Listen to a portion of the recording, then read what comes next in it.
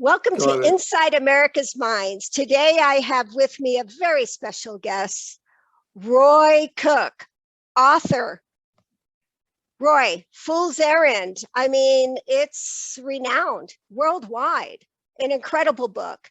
You're also a philanthropist in addition to being an author, an engineer, physics, mathematics, a mentor, former employee of Procter & Gamble. That was a very interesting story too. I've done a lot of research on you, and I'm so privileged to have you on the show. Your life has been amazing, incredible, and why I thought it was so important to share your life with America is because you represent the life, especially in the earlier years, of so many Americans because of the challenges you had. So you started your own company and then retired after 11 years after you left Procter & Gamble. And you've done so many interviews. For those of you listening, you can also catch this interview with Roy on YouTube. But there were some of my favorite interviews where we really got to see the glimpse of the amazing human being you are and where you were and where you are. So I want to thank you so much for being on the show. Thank you, Jody. So I want to start with what I read. You did a phenomenal interview on the Author Hour with Drew Applebaum. That was on January 13th, 2021. And you had already written your book, Fool's Errand. And you say in there, you discuss how you were a failure until your mid-30s. You say, I was not really a good person. I had bad things that happened. And I would go out on the weekend, drink too much, drive through highway signs on the freeway. I was a failure until mid-30s. I was broke. I was selfish. I was borrowing money from women I dated who were making less money than me. And here you are today, a success story, an American success. So I want to hear a little bit about that. And we're also going to talk about your book, A Fool's Errand, what goals are falling short and what you can do about it. But first, I want to know about you in the earlier years. Okay. Well, I grew up in Portland and then went to school at Oregon State in engineering physics, and that was a mistake. What I wanted is, I said, what's the toughest field that you can get? Well, it's engineering physics. That's rocket science. Oh, wow. And I found out why I later didn't appreciate it, in that you had no social time at all. You're taking the theory courses in physics and math and everything, mechanical engineering, electrical.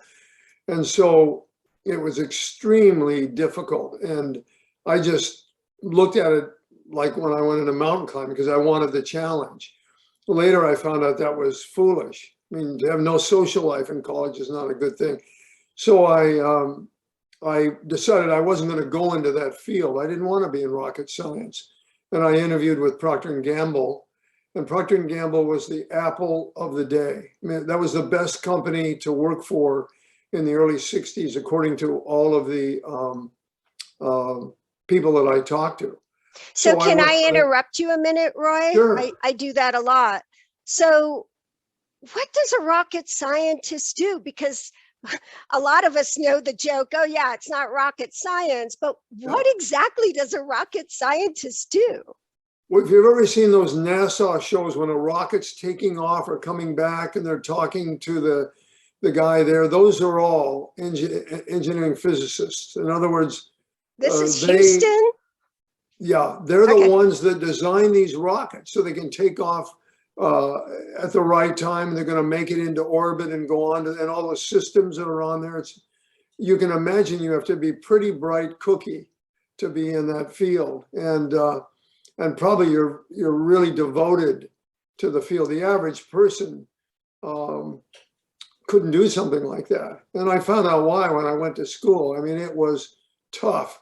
There were no extra courses. They were all the toughest courses in their field, and I thought, boy, this isn't for me.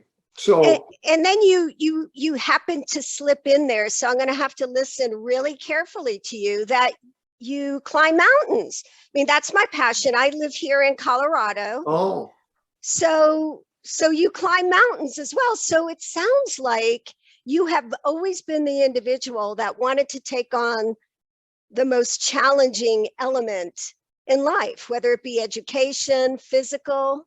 Does that sound right?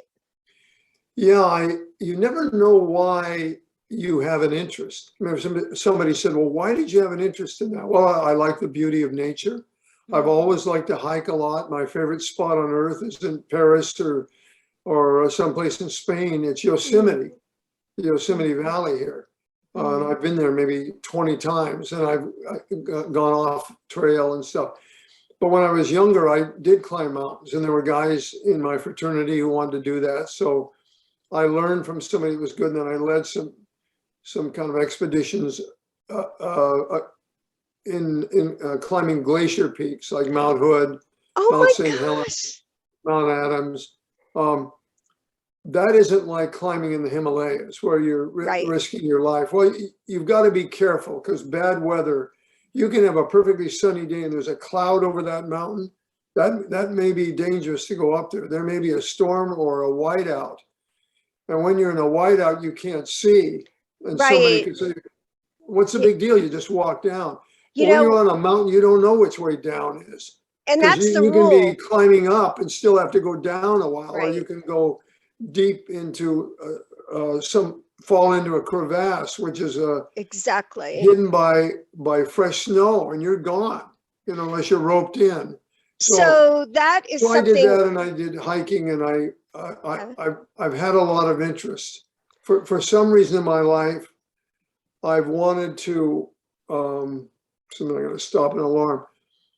I've had a lot of interest. Like I wanted a major goal in my life for my wife and I is to understand how the West became dominant.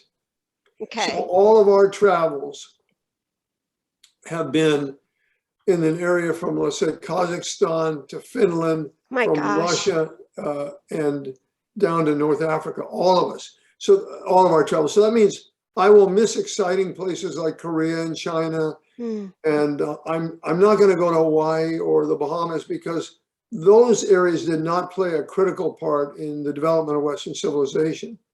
So I mean, that fascinates you, yeah, history, Western civilization. So I'm going to bring us back. I want to go back to the time in your life that you state you weren't a really good person. And I want to know how you got from there to where you are today, your book, The Core okay, Values. And I'm going to quote you. I am going to quote you later on, if that's okay with you. sure. Well, I think when I was in college, for whatever reason, I didn't drink. But when I got out of college on the weekends, in order to get enough confidence to be around women, I think that was my reason, I would have a little bit to drink. Okay. And then maybe a little more to drink. And so there would be times when I'm driving home from a club.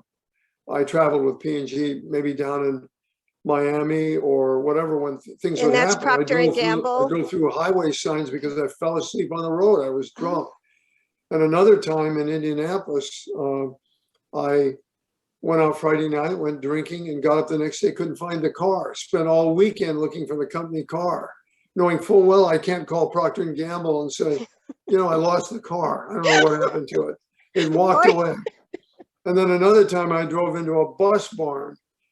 In Cincinnati, people would go across the river into Kentucky to go to these clubs where you could dance and stuff. Well, one night I came back home alone, and I had too much to drink, and I drove into an underground bus barn at 60 miles an hour. You're Oh going, my geez, gosh. this doesn't look right at all. Oh my So God. so that's totally irresponsible. Had I ever had an accident or had those signs I plowed through in North Miami ever been reported to Procter and Gamble? I mean, there were 8 police cars there. If I'd been arrested and that had been reported, I would have been fired. P&G doesn't keep people around that are irresponsible and go out and get drunk. So I wasn't a jackass as a person, but I had those bad habits. And I think I was selfish also. And one guy said, "You're an elitist." And I Oh, thought, gee, that's hanging around people that are smarter than me and more accomplished. Yeah, that sounds pretty good. I think I asked him, well, what's the matter with being an elitist? That's just hanging around good people. But I know what he meant. He meant that I only wanted to hang around with a certain group of people and didn't want to be around what you call the hoi polloi or whatever, have a critical view of other people who weren't accomplished. And I probably did. And so that continued. And when I got a new car, I spent way beyond my means. So I was one of those people that were calling every night for their money, for credit cards. And I went through every credit card you can imagine. So that happened in Cincinnati, where I was for 7 years, and then wanted to move to a city I would enjoy more. I think I was a West Coast guy, so I moved to San Francisco. And my first day on the job there, I had my car repossessed. When I was with my boss, we were out calling on a company called Clorox in East Bay. Come out to the parking lot, the car isn't there. He said, "What happened to your car?" And I said, well, I knew he was going to ask me every day what happened to my car, so I'm not going to be able to lie about it. And I don't like to lie anyway. So I said, well, I think it's been repossessed. So that long taxi ride back from Clorox to our office in downtown San Francisco, he was probably wondering, is this guy the right choice for our company? First day on the job, I learned he's irresponsible. I mean, totally irresponsible. So that's where I was. And that's why when I wrote my book, in the past, I guess it was published last year, and I wrote it over 3 years. Can you hold it up for those who are Yeah. watching on YouTube? I look back. There we go. A Fool's Errand. Yeah. Excellent. A must read. Thank you, Roy. Go ahead. As I look back, I thought that I was a jackass, that I was irresponsible. And I would just call myself in the book a loser. Now, had you approached me during that time and said, you pretty much live the life of a loser, I would have fought you verbally tooth and nail. I would, nobody likes to have their life shredded. I said, this is what I see you are. Well, I can see myself now, and I think it's because I was able to make changes later that I didn't later view myself as a loser. So it's a lot easier to look back and say, well, at this point, Roy, you're going to have to come face to face with it. You were a loser. Now you worked at a good company. You got an education in engineering, physics, and math, and I earned good money all during that time. But I spent all of that. So. And you left Procter and Gamble, I had read, because there was some kind of an ethical thing going on where you didn't feel whatever was going on was ethical. So therefore, that was another company. That was the next one. Procter and Gamble, I have nothing but good things to say about. Okay, I stand to be corrected. I apologize then. They're an extremely ethical company. But later on, I worked for a company where they tried to cheat me in San Francisco. I worked for them for 5 years, and I quit on the spot. They did something unethical. Okay. And then I found another company in New York based, and in 1993, which was like 18 years later, something like that, the management of that company said they might have to take a court trial, and they asked me to lie on a deposition. Oh. Now, these guys are all in New York. I'm in San Francisco. So I had no involvement in whatever they were talking about. And that caused me to have panic attacks at night. Maybe 2 or 3 times a week, I'd wake up in the middle of the night, always after a half an hour of sleep. And I'd go, I can't breathe. And I have to run up over to the window and open the window. And I was in a high rise, so I'm breathing that fresh air off the Pacific Ocean. Gosh. Coming rolling into San Francisco in the fog and stuff. And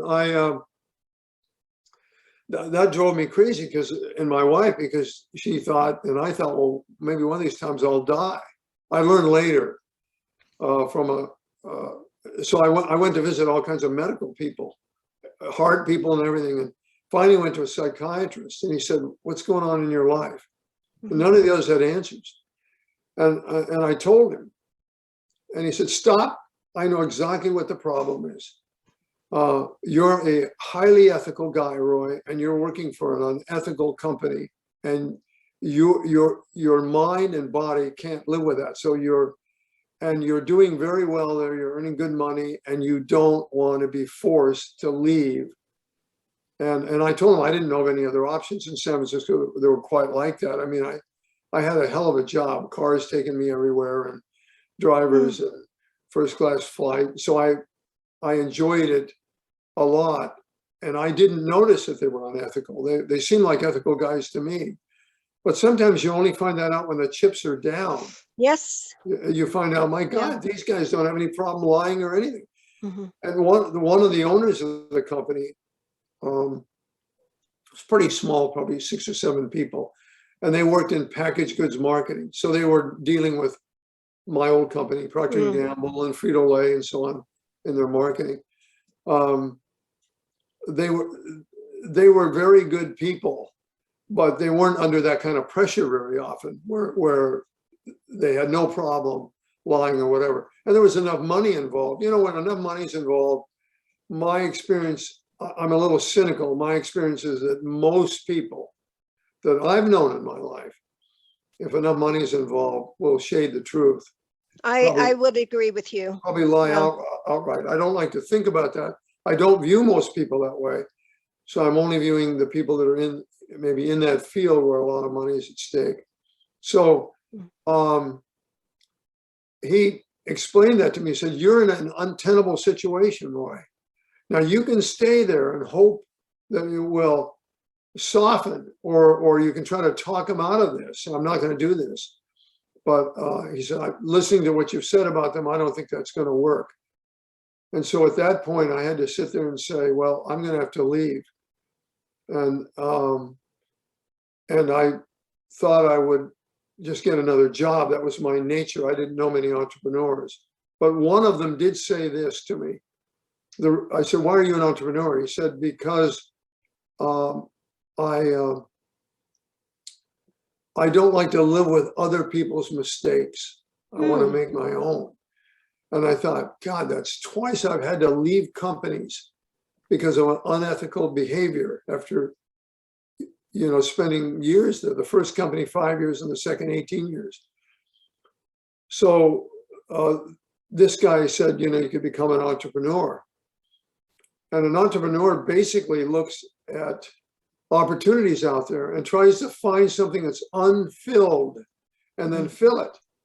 And I was able to find something. My whole career, I was in a kind of an area of marketing with Procter & Gamble, and then later working with companies that provided them with this kind of service, working on new products. I realized I knew as much about that particular area as anybody in the country. And so I met another guy who knew about this area, and there wasn't a company in the field. And we started this company. And I knew one thing, it was going to be ethical because my partner was ethical. And if the owners of the company are ethical, it's an ethical company.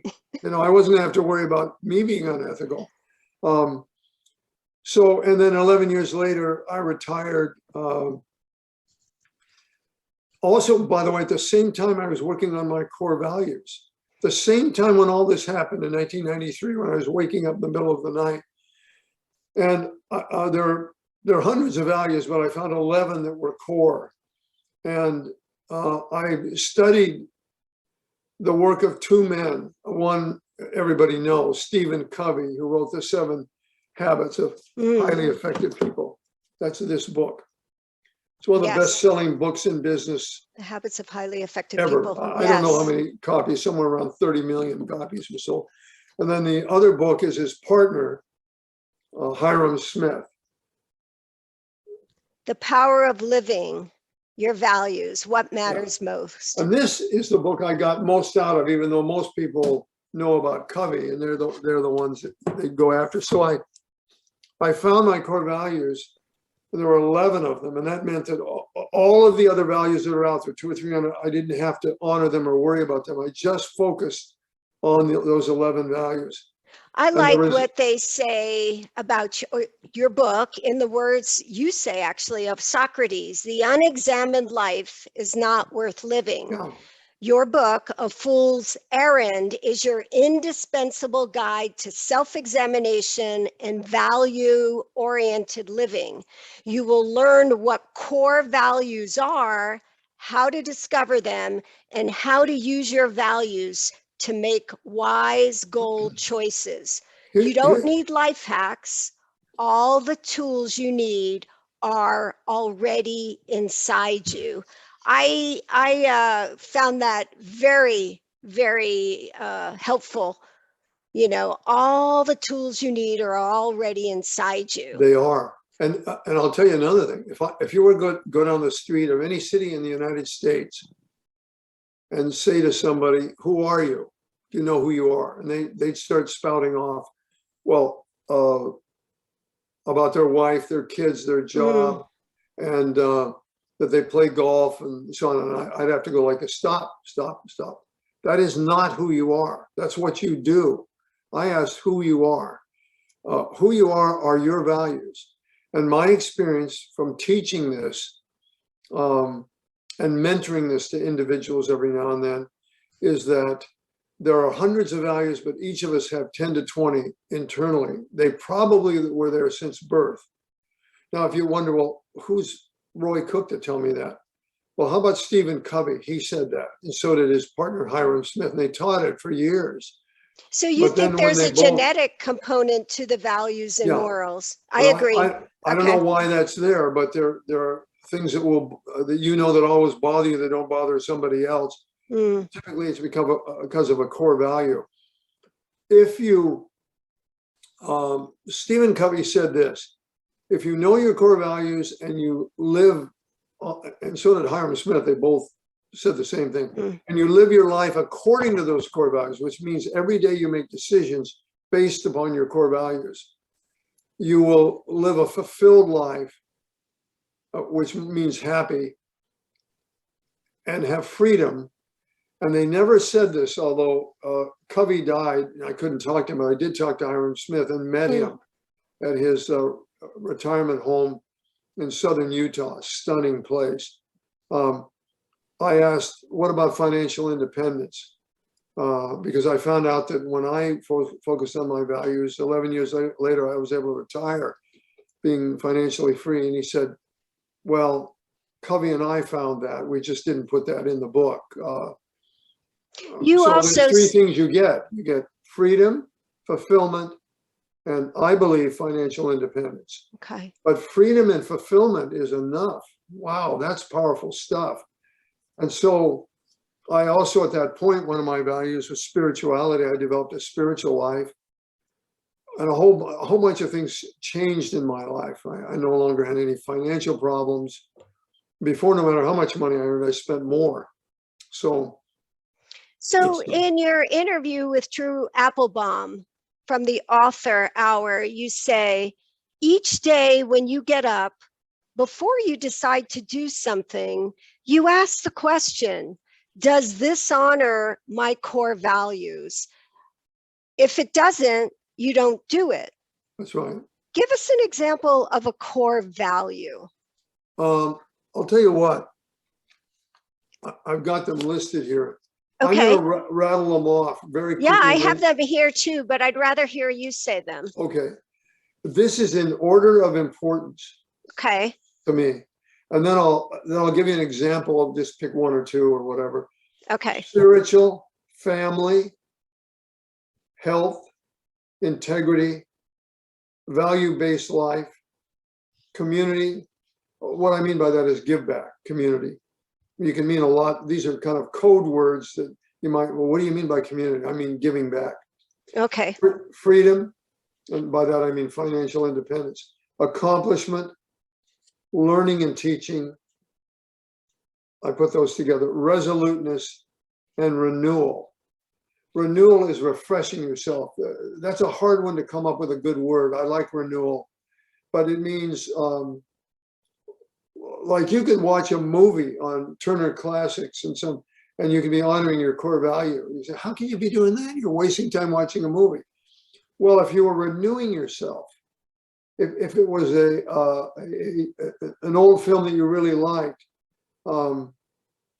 like playing tennis or laying in a hammock in your backyard, that could be renewing, or just taking a walk. So we would Renewal. refer to that as self-care. Yes.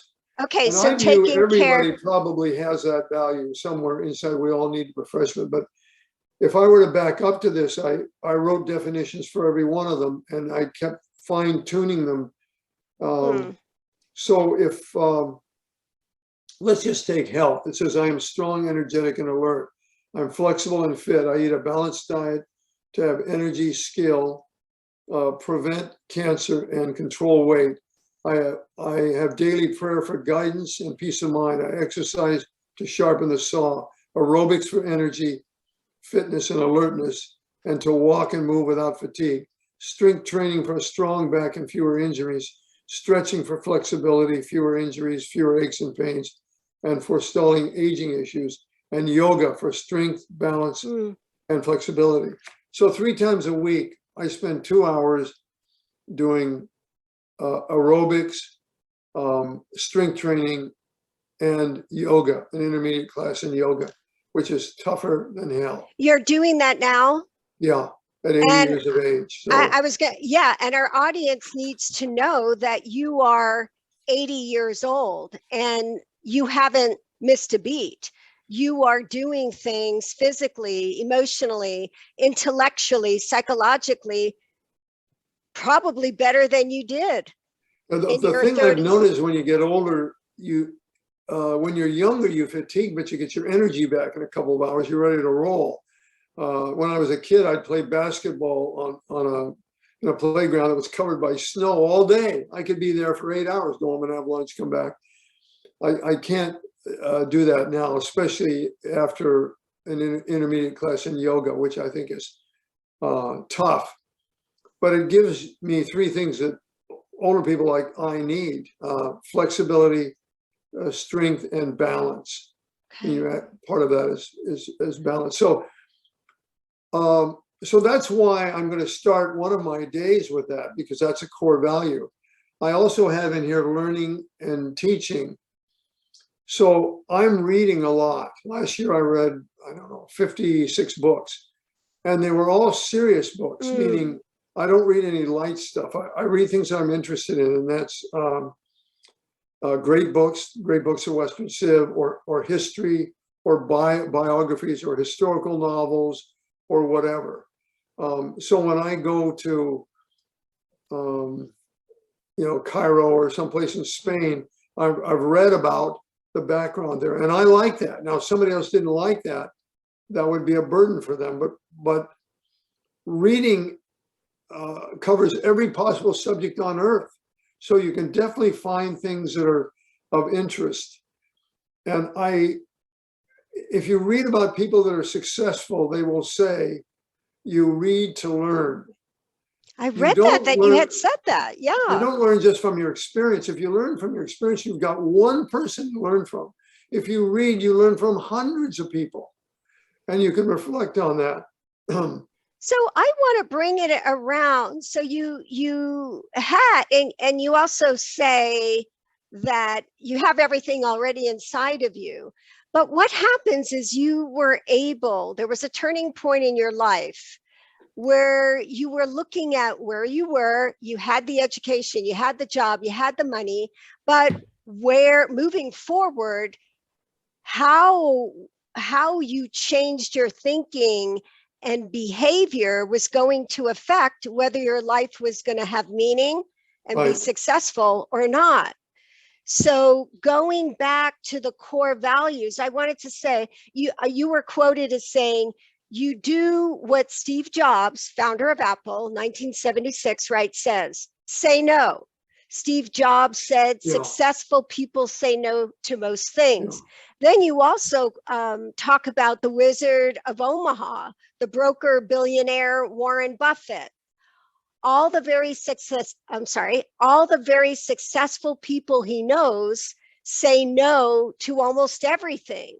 That takes a lot of willpower to do, but if you're doing core values, that's what you're doing. So another definition of core values would you say, is our belief systems, Yeah. our But it's moral, internal. It's internal. We don't Okay. develop it. You don't listen to like this podcast, for example, and say, well, I want Roy's core values. That doesn't work. My book shows you how to find your 10 to 15 core values. And it isn't difficult, but you won't meet many people who have done it. It doesn't take a lot. It just takes somebody pointing you in the right direction. So till I'm 53, I'm living a life without a lot of direction. I'm out in San Francisco having fun. I'm hiking and traveling occasionally. I'm earning pretty good money, but spending most of it. But only after 93. So 41 from 93 is 52. Yeah. So only when I'm 52 does my life begin to have meaning. So that every decision I make during the day is based on a core value. If it doesn't fit with one of these things, I don't do it. I have a friend once who, we were talking about people that lie, and he says, well, everybody lies. And boy, I had a problem right then because I didn't want to exercise my ego, but I did. And so I said, I don't. I said, now up until 53, I couldn't have said that. But I have a core value of integrity, and it says, I am honest, accountable, reliable. I conduct my affairs such that I am truthful. I can be depended upon. I'm a man of my word and worthy of trust. I reminded myself of that. I know it sounds ridiculous to say that. I'm not setting myself up as somebody special. I'm just saying I don't lie anymore. I just don't lie. I don't think it sounds ridiculous. It's a core value, like you said, of you, and it's your belief system. That's how you navigate the world. What happened at age 53, Roy? What changed? That was the time when this other company said, we want you to, they didn't say lie, but we're going to ask you to sign a deposition. And then the guy added, I know you're an honest man, Roy, but this is business. As though business was outside my realm of living. Right. And that's when I started to get panic attacks. And the psychiatrist put two and two together and said, this is your problem, Roy. You're going to be forced to do something and live in a way that you don't agree with. The incredible pressure and panic attacks. People, what are the hallmarks as they come out of nowhere? There's usually a trigger, whether it be unconscious or something in the environment or a situation like you went through where you were asked or maybe even pressured into doing something that was against everything you're all about. Now, tell us and about by the way, the panic attacks went away. After you had made the decision to leave them. To be an entrepreneur and had a new challenge. That might not have worked out. It just so happened that there was an unmet need in helping major manufacturers introduce new products like Frito-Lay and Coke and Pepsi and Kraft. That happened to work out. But I was lucky. A lot of entrepreneurs, their first shot out of the cannon, it doesn't work out. So I was fortunate because I was late in life. I would not have wanted to start over in my early 60s or something like that. So that was an amazing period of time from 53 to 62 when I accomplished my lifetime financial goals and found core values. The core values changed my life. And I think it's so incredible that our, listeners hear that happened in what we refer to in our culture midlife. Yeah, me too. It's kind of like compressed. And that's what's so phenomenal. And then you put it in a book to teach the rest of us how to accomplish this and maybe even start it at an earlier age. Yeah, there are a lot of people that are more successful at a younger age. And I just wasn't, I'm plodding along till I'm 53. So it wasn't your time. I wish I had discovered that earlier. But talk to us about young Roy. you as a boy. I want to know where you were born, raised, your Okay. parents. Did you have siblings? I What have were your a interests? I have a sister and had two parents. They had a happy marriage, no divorces or anything. They were wonderful parents. I felt. I grew up in Portland, Oregon. I was very shy socially. Even in high school, I was that way. And even when I got to college, I wanted to be as comfortable as other guys were in dating or asking women out. And so I had to resort to something where I said, listen, you're now 18, you still are shy around women, still have a problem asking them out and trying to get up the courage. I remember if I had a date and took a woman back to her house, I would completely denude all the shrubbery on her front porch, trying to get up the courage to kiss her goodnight to leave. Sorry. And I picture her father, Oh my sitting gosh. there watching me and looking at the shrubbery and all. I'm pulling off all this stuff just as a nervous So habit. you were anxious at a So very young age. Were you ever bullied? Did you get bullied? no, I don't remember that part, but I pictured her father saying to her, by the way, just to complete that thought, said, listen, why don't you either kiss this jackass or just say goodnight? You don't have to stand out there for 45 minutes while he gets the courage to, That's what her father said? well, that's what I pictured him saying, Oh, okay. because he said, what's the matter with him, for God's sake? You want me to take him aside? And so, and I didn't know how to dance. And so I had to do, so one of the things I did in college to teach myself a lesson is I had this calendar put out by the student union. And I made a bet with myself, said, you have to have a date every day. Now, this could be a study date, a Coke date or study date, it takes an hour. But and some days I'd have three. So I had a date Oh every my day, gosh, 3 in a day? every day. Now, and if I didn't get a date, I mean, I'm sure there are times when I didn't, but then I'd have to try in the morning to recover if somebody canceled. Because I didn't want to make a rule. Well, I had a date, but she canceled, so it should still count as a date. And after a while, even a guy as dumb as I was and as shy, I was confident, and So with dating, what was a core value for you?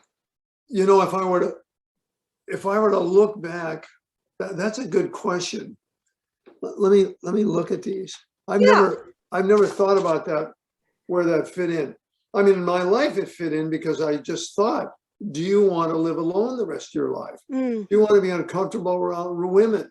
I would ask, what door do you open for them? When do you take their coat off? And when do you give them So you were very detailed, methodical. You have a very type A in many aspects. Probably. Yeah, I said, personality. how do I do all this and I'm uncomfortable, where I get out of the car and I start to walk in the restaurant and she's waiting for me to open the door.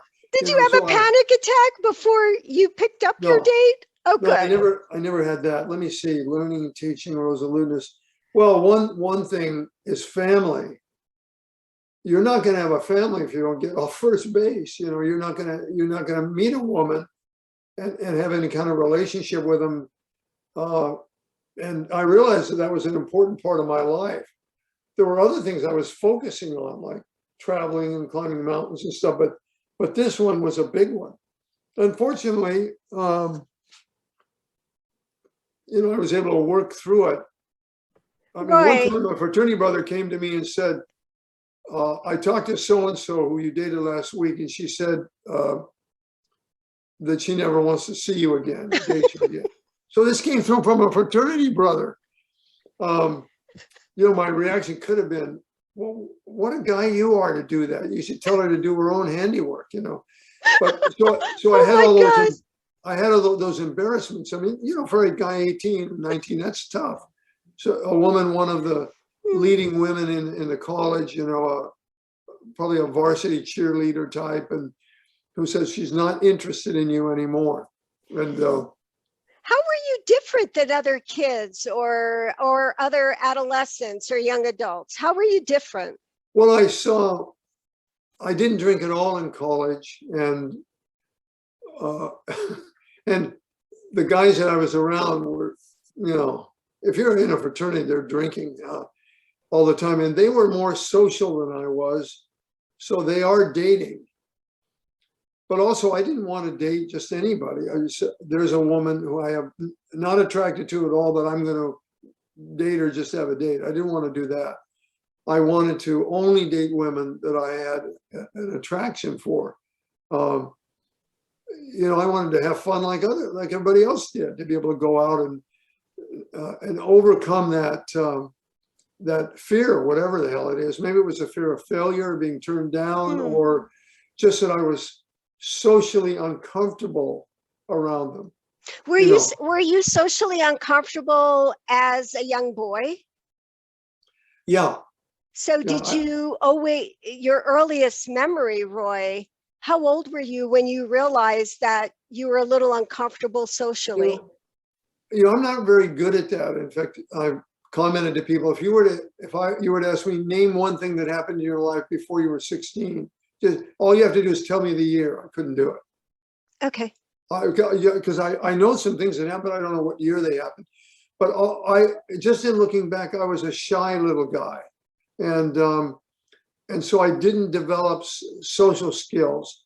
I think I was a nice person. I wasn't mean or anything, and I had a lot of interests, but I was shy. And you either put yourself out there or you don't. You know, if you're not going to be part of the group and socially double date or go to dances, you know, in college, I had to find a woman who was willing to teach me to dance. Okay. What would you tell other young people today who are very socially shy or have some social anxiety? What would you tell them in relationship to your book, Fool's Errand? You know, that's a tough one. I'm not sure well, after they've done their core values, if one of their core values is family or something like that, then the message is, if they feel that that's a value of theirs, as you can see, some of these are probably values of everybody. Probably everybody has a value, not spiritual, but family. Probably almost everybody does. Probably almost everybody has a health value. Not everybody has an integrity value. There are lots of people who are very comfortable lying. And community, not everybody wants to give back. And not everybody wants to be financially free. I mean, feel that that's a driving value within them. Or learning or teaching. I know a lot of people that don't want to teach. I believe those two things come together. I do teach. I'm not a teacher, but I teach at a local college. Wow. I've taught core values over there at that college, as well as great books, where we each will read a great book and discuss it, one of the 100 greatest books ever written. So I have an interest in that, but a lot of people won't be. But I'll bet they have an interest in family. Even if they're gay, they have an interest in family. So they probably want to develop some social skills. But the only way that I did it was brute force. You know, in college, it's getting late, Roy. You're 18. You want to get out of college, start working. And here you're in a perfect playground. You walk out into campus. One of the things I've noticed is that women that are young at 18 or 19 at campus are in the bloom of their beauty often. You know, they look great. You know, there's no extra weight for the women or guys. They're all in a kind of a perfect world. I got to say, one of the things I love about you is you just put it out there. You're so candid. Now, I want to circle back. So I don't have an answer for them other than if they want to get the calendar and do what I did, if they have the guts to do that. That means that they're going to fail. They're going to have times when they fail, they just keep going. And then if they're around people, if they don't know how to dance, and that makes them unable to go to dances, find somebody, a guy or a woman, that'll teach them to dance, or hire somebody that'll do it. Okay. Anyway, that's. And if I seem like I'm interrupting a lot, I have so many questions, and I know you have a very important meeting and we had limited time. So thank you for your patience. I want to circle back to emotion. And we talked about in the beginning how in your mid-30s, I mean, you were selfish. You were taking advantage of women financially when you were dating. So the stereotype of a mathematician engineer, physicist, is that, that type of brain has difficulty with social elements and dimensions and Mhm. relationships, and tends to navigate even, what some people would say with a lack of empathy or a lack of emotional or social intelligence.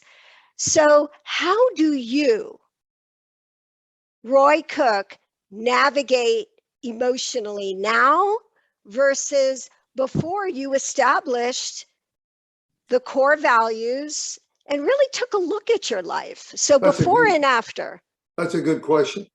Before I answer that, you hit a key word where you said empathy, lacking empathy. I did lack empathy.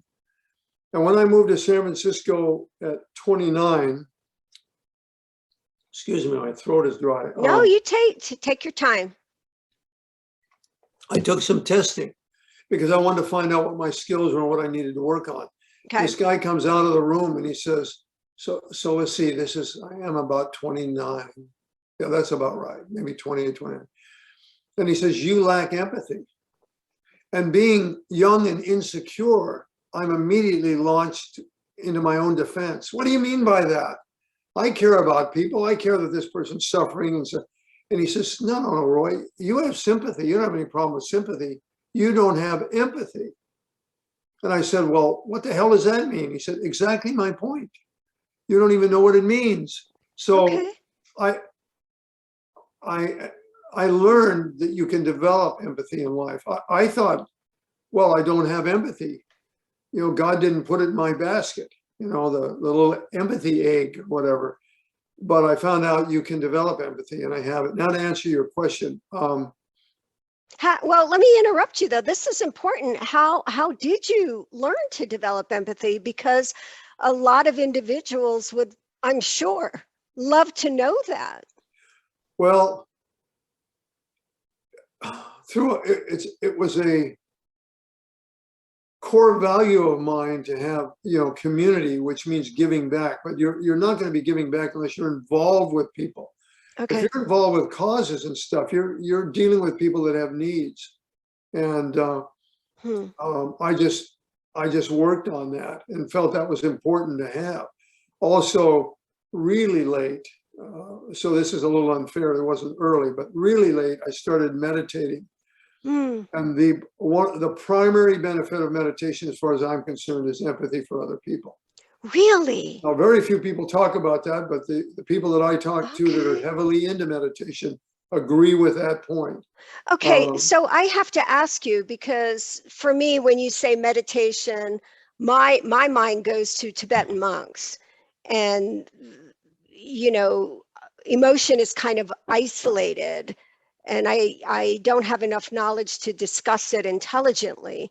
But so you're saying through meditation, you've developed more empathy. Yeah, I think that's the number one trait. And I've talked to people that are in that field and they agree with it, although I don't see that discussed broadly. In my case, empathy means, although they don't say this, I have an app called Headspace. Yes. It costs probably $80 a year, and I love that app. And so I'm now at 15 minutes of meditation from this, I forget if he's an Aussie, has an interesting accent. And I just play it and close my eyes and I lay in bed longer. He's always talking about sitting up and everything, but I do it in bed. So I do, see, is it 15 or is it 20 now? I think it's 15-minute meditations every day. And the benefit of doing that over the years, now I've done this for maybe 4 years, let's say 5 years, 3 years, I'm not sure, is that I care more about other people. So it has helped me close the loop on something that I didn't even have at 29, that is empathy. I even care more about animals, and I've lost my fear of animals, like getting on a horse or whatever. Wow. And I don't know why that is, but my wife and I live on a farm here in Northern California. We're urban people, except for now. I've always lived downtown San Francisco in a high rise, or Cincinnati in a high rise. I've never lived in the suburbs or rural, and didn't want to live rurally, but she came from here. And we got fed up with San Francisco, with the politics in San Francisco, even though it's such a wonderful city. I still feel that way. So anyway, so I just focused on this because it was one of many things I felt I needed to work on. And I wanted to see, does meditation work for me? And initially it didn't. And initially I couldn't keep my mind focused on nothing until, the guy on Headspace gives you permission.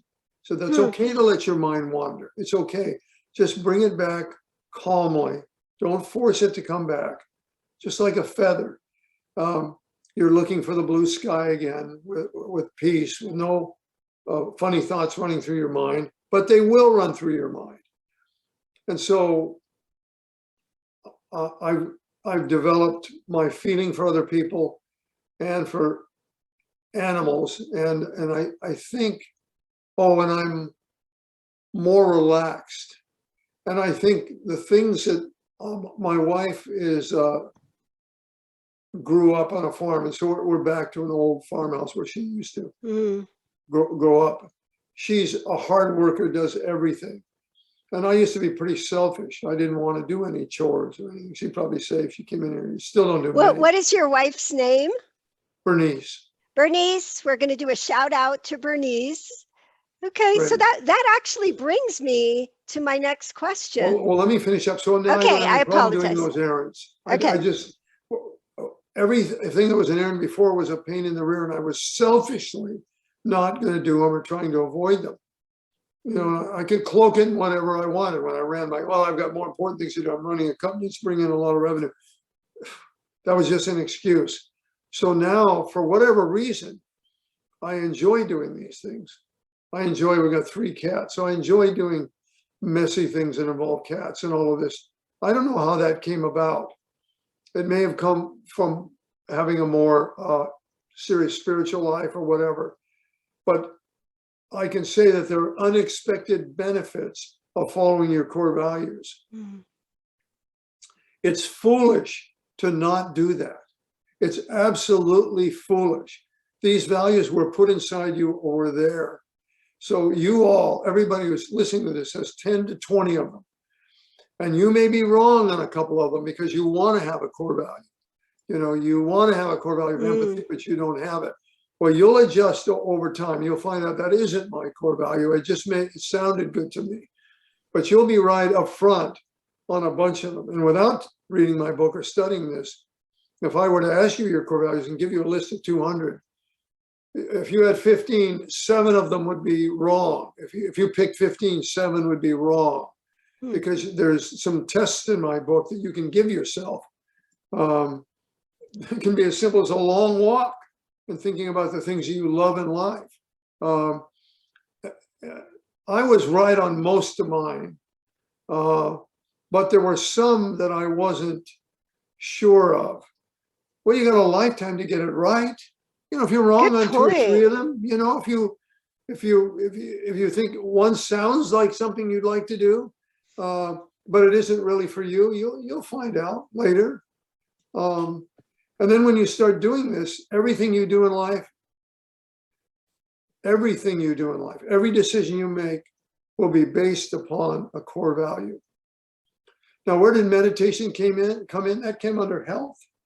I mean, what could be a better thing to do for your health than to meditate, other than even better than maybe exercising?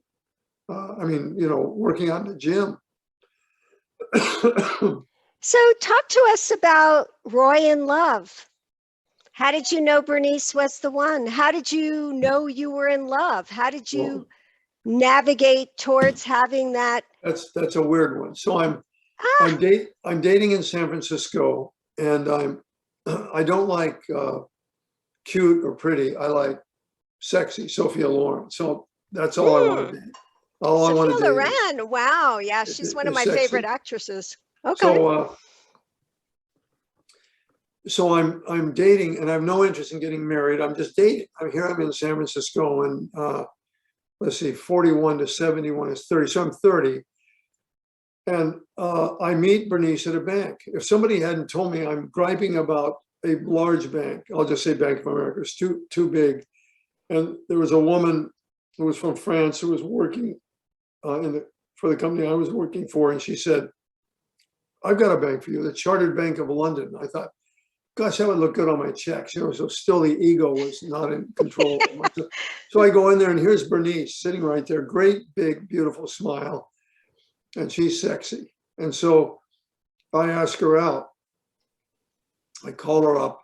Somehow I got her home number, talk for 20 minutes, ask her out. And at the end of that time, she says, no. She doesn't say anything else. Later, she learned, so I never say anything else, Roy, because men will always attack that. Well, I'm not talking about marrying you. You know, I'm just talking about a date, you know, well, you know the way guys are. So I talked to somebody at this bank where I was playing tennis with. And he said, well, she's almost married to this Greek guy who owns a bunch of restaurants and stuff. And I said, oh, well, okay, if she ever stops, let me know. So 3 or 4 months later, he says, she's not dating this guy anymore. And so I call her up, have another delightful conversation of 20 minutes, ask her out. She says, no. So I say to myself 2 things. Okay, I don't like to keep calling. I'm not the kind of guy that says, well, how about Monday night? How about Tuesday night? I mean, please, you've got to have a little integrity. So I said to myself, okay, either she doesn't like me or she doesn't have the social skills to tell me, I'd like to see you sometime, call me some other time. Either way, I'm not interested in her. I mean, she doesn't even have the social skills to know how to tell me, I'd like to see you, but I can't now. You know, call me some other time. You know, how difficult is that? So I go back to the guy playing tennis guy. And I said, well, she definitely doesn't like me. I asked her again. He said, I made a mistake. She's still dating this guy. And I said, you imbecile. God, that's twice I put myself out there. And now I don't really know, is there any hope? And so I said, look, I like her. Tell me for sure if she ever stops. So then 6 months later, he calls and he says, she for sure is broken up with this guy. You're blushing, by the way. I just had to throw that in there. So go ahead. It involves Bernice. I should be blushing. Aww. So I call her up. We have a 20-minute conversation. And I asked her out and she said yes. So I asked her out and we had a good time. In fact, the first date started. I guess I like to get myself in trouble. I said to her, don't worry, I'll have you home by 4. And Bernice isn't the kind of person that says, you won't have me home by 4, you'll have me home by midnight. She just lets that go. If he wants to be a jackass, let him be a jackass. So we started dating and we never discussed getting married. We just kept dating. And neither of us wanted kids, but we never discussed having kids, which I think is weird. Oh, you don't want kids either. I mean, we never had that discussion, nor in a movie where you say, oh, that guy doesn't have kids, I don't want kids.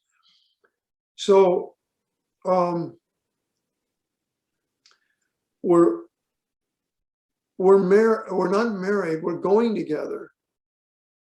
And 24 years later, we get married. Oh my gosh. And how did that happen? I found out since then. Well, one time I thought, well, I'd like to marry her. So we're going to Greece. And so I get a ring and I stick it in the toe of a hiking boot. And then when we get there, I get it out and we're up in a dramatic place in Greece with a spectacular view. And I ask her to marry me and she says, I don't know what to say. Now, since then, I've learned that's the kiss of death. She says, I don't know what to say. That's a no. You know, she can't say yes. So I have to come back and beg them at the jeweler and say, I was just going to take it back. You know, she turned me down. I spent a lot of money and now I've got the perpetual reminder every day. The kiss of death. So yeah, the kiss of death. So, as I thought about it, I thought, well, we have this great relationship. And it isn't like California, if I've got all the money and we split up, that I keep the money. You know, it's split down the middle. So there's no financial reason for me to put her in a good situation. You know, she's already in a good situation. And she had a good job. She was an institutional stockbroker, like on Wall Street, you know, the movie Wall Wow. Street. And except we retired her after a while because I was doing better. And she wanted to retire. So we just decided it was about time then.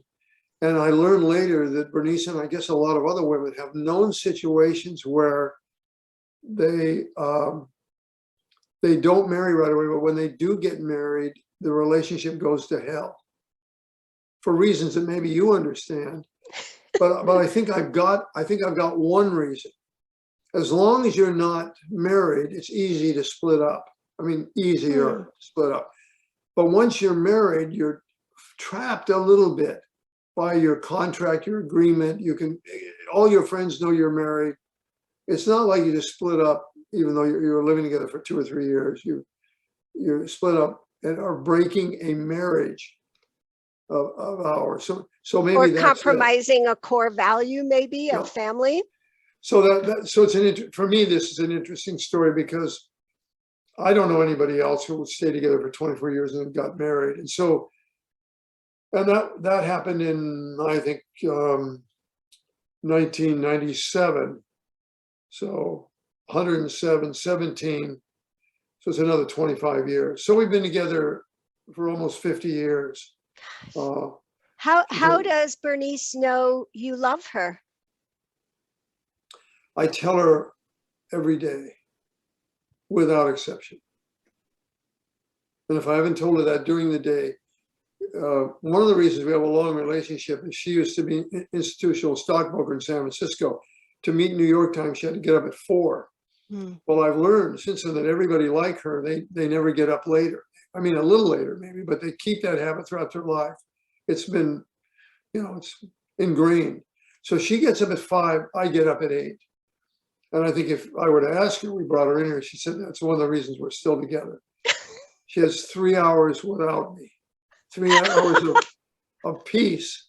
And then she goes to bed earlier. She goes to bed at 9 and we'll read in there, and I come to bed at 11.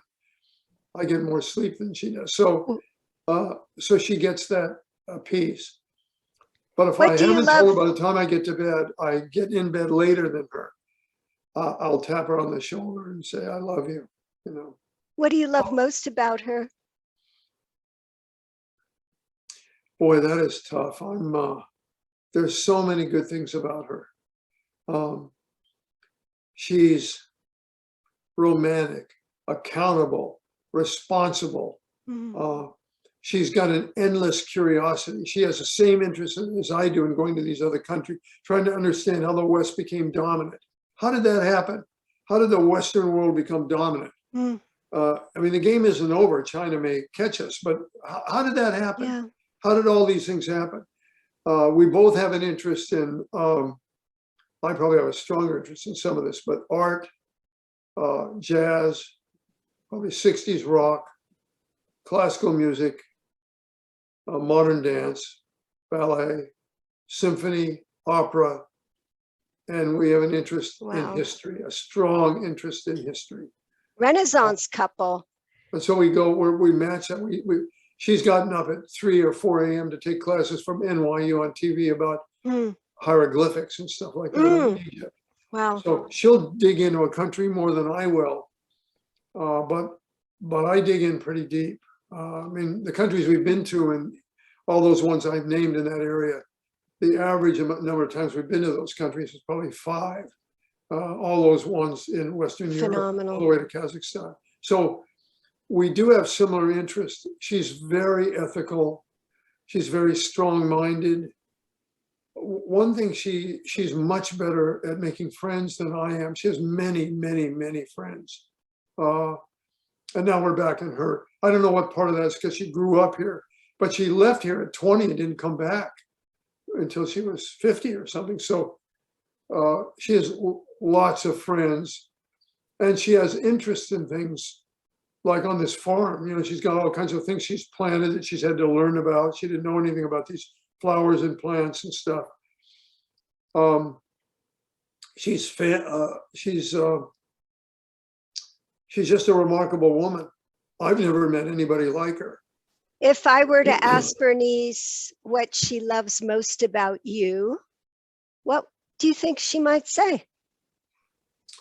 I don't know, but I'd be damn interested in her answer, whatever it is, because A as I question look to back and say ask. this, the guy, I mean, you know, I'm with her at 30 and 33, and I've said many times to her, why did you stick it out? I mean, this isn't the guy, the guy that got his core values and changed his life and got a spiritual life, cared more about family. This is a guy that was selfish and wanted a whole bunch of women that he did. I just have lists of them, and she reminds me of that. Oh, wow. So that would 15 on the. Shout out again to Bernice. I once Oh my told her, God. I said, you're 15th on the list, but you're moving up. I mean, talk about a jackass. What a thing to say. And she just had the maturity to just let me be a little boy for a while and not. She saw you. What? She saw you for who you are. She looked beyond. She Yeah. sensed you. She felt you. Thank God for that, because if you look at those things that I don't even like to repeat, but I mean, that's the definition of being a jackass, you know, so so I'm not like that anymore, but I was that way. So I don't know what she'd say. We've never had the conversation when I said, why would you have stuck it out with me? Because at 30, and I mean, I'm doing a lot of exciting things in the city. We're going to opera and all that stuff, but that's all surface stuff. Down deep, I mean, that's a period when a guy called me an elitist. And I didn't have any bad relationships with men or women that I got to know, I don't think, but I think I was pretty selfish, very judgmental, extremely judgmental. I think that's how I elevated myself. You know, I'm not like that. I'm better than that. You know, I wouldn't say that to anybody, but. So with the God few only minutes. knows. Maybe she said, well, I saw a flicker of hope in you, you know, that there was a possibility you might grow into something other than a worm. So I don't know what she'd say. I'd be interested in probably knowing. Out there. I should go on and ask her. Yeah. In fact, as soon as it's over, I'll probably go and say, I couldn't answer this one question. Well, I know you have an appointment, but I did have a few questions I wanted to ask you about our country, about the world, and about the pandemic, because I found two quotes by you, two sad but tough thoughts related to the pandemic. And there are ramifications for those we elect to office. And then you said, this may be an extension to number one, which were the ramifications for those we elect to office. But down the road, we may find that much of what was done in New York City, for example, was not done correctly, causing far more damage than necessary. Crisis management can have terrible ramifications when done improperly by folks who are not really good managers, or inexcusable mistakes can be made that have far-reaching negative consequences. I suspect that is what we will see in the not too far future. I said that stuff? Well, that's what I found. Okay. Well, that's pretty accurate. I don't want to get into political things because I understand. When I get on a ship, I try not to have political. If I take a cruise, or because everybody has a right to their own view, and people have very, is the word polemic? They're very strong, polarized views to be liberal or conservative, and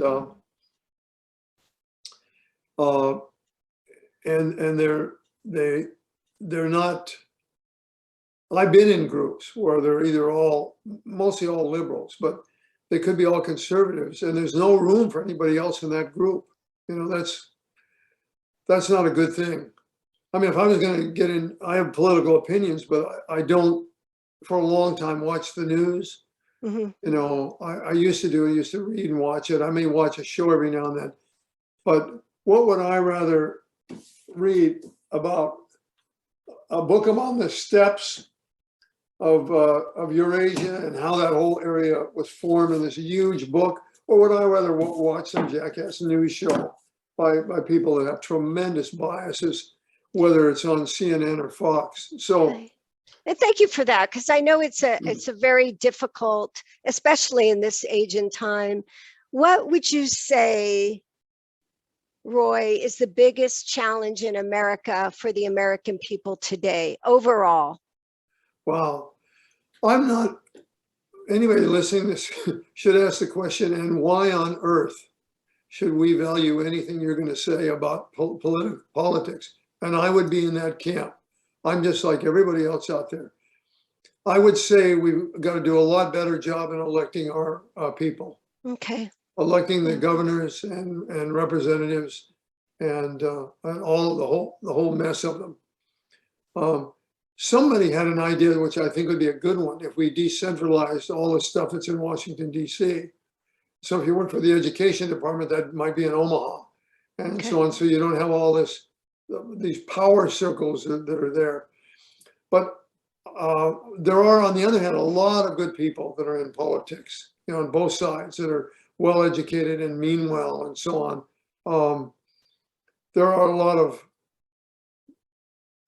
bad people too, I think, that are just driven by their egos. You see why these people don't retire when they're 80, when they're my age.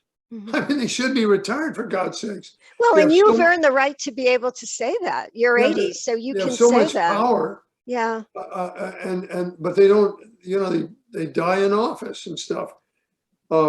That's all ego in my view. I mean, give somebody else a chance, some other people. I guess I'm very troubled by a lot of things I see in politics, but by and large, the United States still has more freedoms than anywhere else. And that was my next question to And your you. chance of success are greater here. If anybody out there, whether it's my book or not, but I'll just say, if they can read a book, they've been a jackass age until they're 53, and then they start to work on their core values because two brilliant people, Stephen Covey and Hiram Smith, talked about how it'll change their life. And then it did change my life dramatically in about every way it could. I would never be on shows like this. I was just a guy, So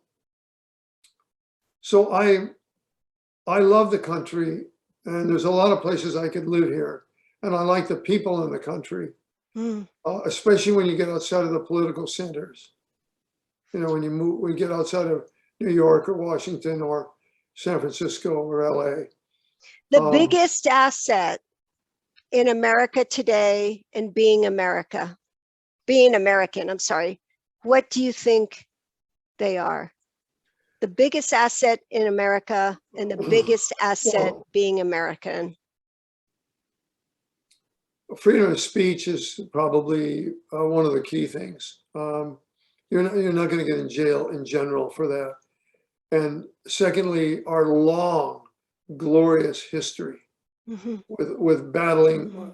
I mean, some of the people you can think of, like Lincoln, and just go through a long list of great leaders, and some that maybe overstep their bounds a little bit. But we've been very blessed in that regard. This is not the Soviet Union. It is not Syria. It's not China. It's not Egypt. We're very fortunate here. The things that we've done, the opportunities we've had. Anybody in this country can read my book or a book like it, change their life, and become successful without doubt, in my opinion. Maybe they're going to have to get mentors to help them. That's a subject we could have taken an hour on. Very few people look to mentor or to find mentors. And that's a shame, because there are people out there who will help them. And there is probably no better way to grow than to have a mentor. It's better even than reading. A lot of my friends don't even read. They don't read. And I'm going to say, I don't know how you advance in life without reading. You've got just yourself, for God's sakes. to learn from your mistakes. That's a really poor way to learn. Everybody out there, I mean, all the subjects that I write about in my book have champions that have written things, really great philosophies that can help somebody change their life. So I'd say the freedoms that political freedoms that we have are another thing that I appreciate. And I guess you could go on and on. It's a stunningly beautiful country, large country, lots of different populations that think differently. It's an exciting place to live. I could be very happy in New Orleans, or in Manhattan, or in Boston, or in Chicago, even parts of LA. Portland's, my hometown's off my list now. When they try to burn down the town and still claim there's no problem, you know, so I've got some problems with the political leadership in Portland, Oregon. What did you think of the inauguration? I mean, what am I saying? The inauguration, I'm sorry. The insurrection. Well, I'm a believer that you can demonstrate and march and so on if you do it legally. I don't like the making everything political. Like January 6th, that was definitely a conservative movement to take over the country. I don't believe that. That in every country where there are some, every city where there's some liberal things going on, where there's some fires that are broken out, or people actually destroyed, that the people that did this or that played any part in this are all evil. So I think we've gone off the track a little bit here because of our political hatreds. And I'm just one person that has that view. I think we'll get back on the track. I think we've had some bad leadership. I think a lot of people that are in public office shouldn't be there. And I have a real problem with a lack of ethics by those people who will lie and do anything. They have affairs, they lie. You're not supposed to go to Washington earning whatever they earn there, 150,000, 250,000. Even the president only earns 400,000, and leave there with great wealth, way beyond your salary. That's not supposed to happen. And that's why people are still there when they're 80, in my view. They're kings, they're little kings, they're little gods with staffs that view them as gods. Your final message to America. If you had to leave a message to our audience, to America, especially related to your book, what might that be? Well, I don't really think I'm qualified to do that. I'll just give you my personal view. Right, your personal view. Yeah. But I'm not going to be a preacher or whatever. I'd say we need, God, there's so many. We need to be more understanding of our brethren. We need to make a greater effort to be inclusive in our thoughts and beliefs. And we need to try to strike out any hatreds that we have within us. They don't do any good. You can't live a happy life, a fulfilled life, if you're filled with hatred. Come in peace. Yeah. Roy Cook, the renowned Roy Cook. Tell us again the name of your book. We're looking at it. I have a problem remembering it because there's lots of books called A Fool's Isn't that interesting how that happens? I don't even remember the name of my dissertation, which was a love-hate relationship. Errand, and the rest of it, I can remember. Just Roy Cook, A Fool's Errand. The rest is why your goals are falling short and what you can do about it. You know, interesting enough, I had another title for it, but I yielded to these people because that's what I'm paying them money for. My title was, Do You Know Who You Are?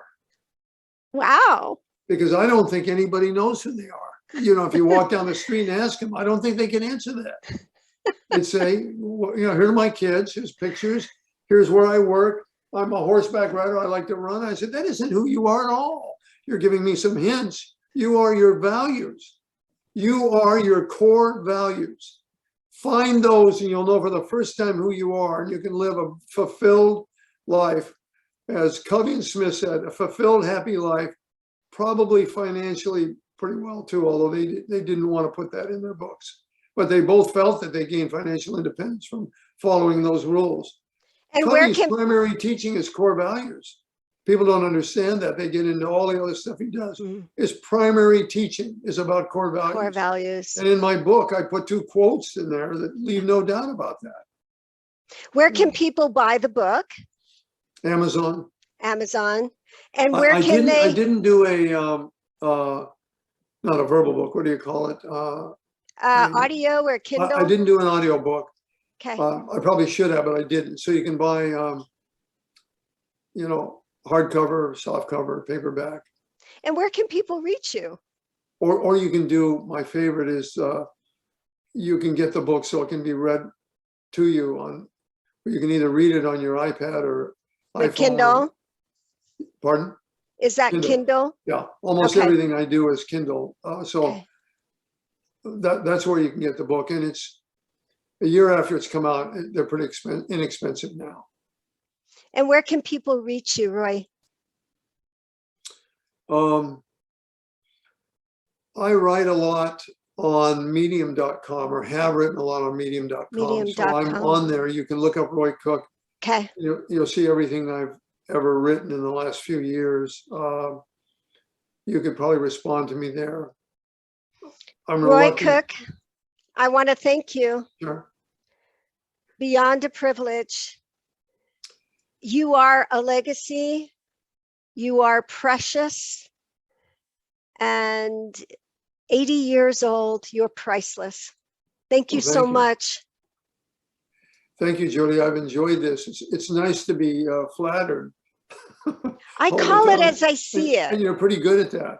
Oh, well, but I call it as I see it. I don't have that Yeah. reputation of, being, nice. No, I call it as I see it. You've earned the right. I've read about you. The book is phenomenal. And thank you for sharing your life story and for helping so many others in America. You take good care. Thank you very much, Jody.